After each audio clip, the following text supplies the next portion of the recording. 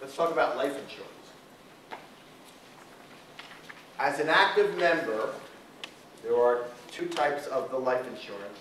The non-contributory piece provided through the employer, through the pension fund at no cost to you, and the contributory piece, which you pay a contribution for that.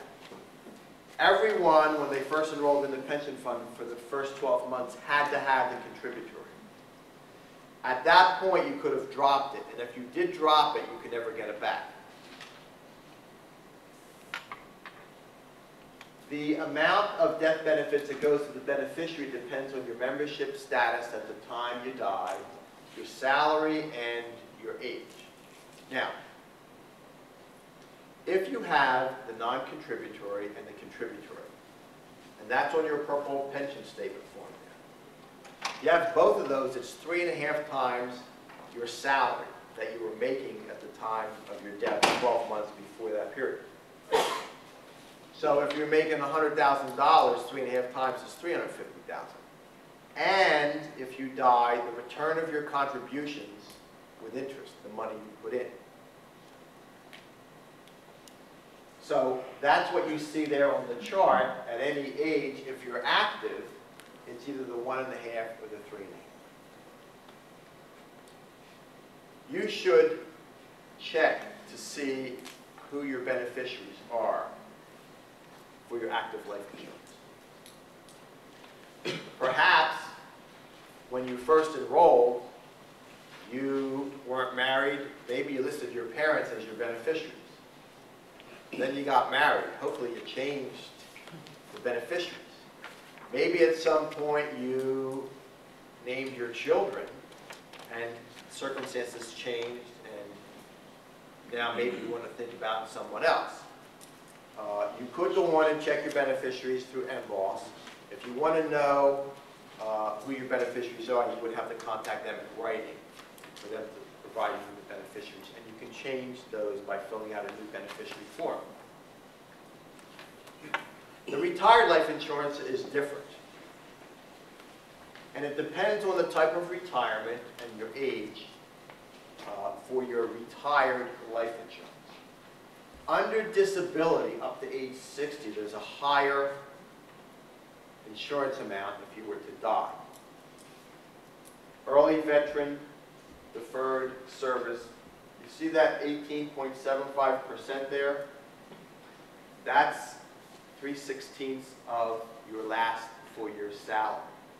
So, let's say you only had the non-contributory. You retired under the categories of 18.75, service early.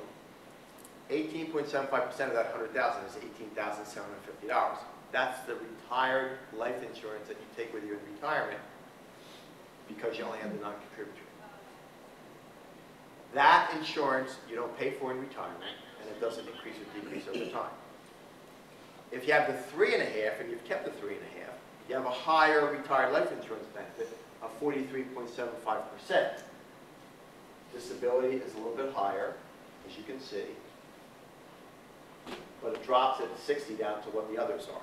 So that same $100,000 person would be $43,750 as the retired insurance benefit, just by having kept the contributor, 3.5 versus the 1. There are different ways you can collect the insurance money. Retirees get it in the lump sum. It goes to your beneficiary in a check. It's a one lump sum. If you're active, there are different ways to collect the insurance. Lump sum, some annuity plans, any of those options provided by Prudential. Your life insurance would continue under leave of absence without pay under certain conditions. And if there's insurance coverage over $50,000, that is taxable. You can convert your life insurance under what they call your conversion privilege. Your group life insurance ends 31 days after you cease employment. But you are eligible to continue coverage by purchasing the conversion without medical examination, but at your expense. That conversion for purchase of the additional insurance is guaranteed through credential. You cannot be denied the insurance if you wish to purchase it. There is no physical involved.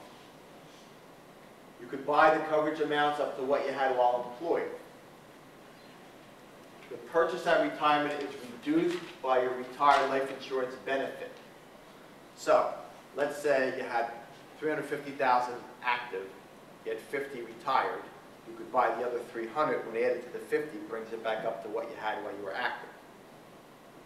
There are special rules in case of deferred retirement, disability, termination of employment, and leave of absence associated with the conversion.